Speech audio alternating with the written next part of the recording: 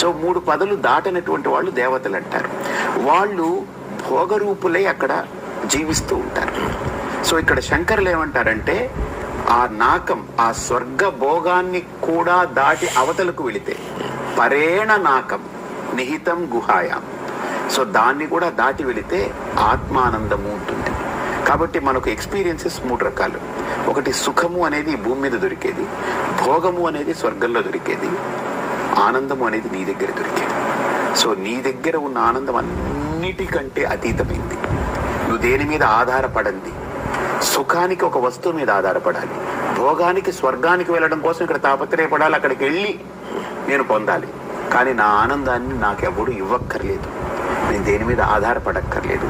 అది నాది, నా స్వరూపం. అది దాన్ని పొందాలని ఎవడైతే అంతర్ముఖుడై సాధన చేస్తున్నాడో వాడు యతీశ్వరుడని, వాడికి దండం పెడుతున్నాను అని చెప్తుందనమాట.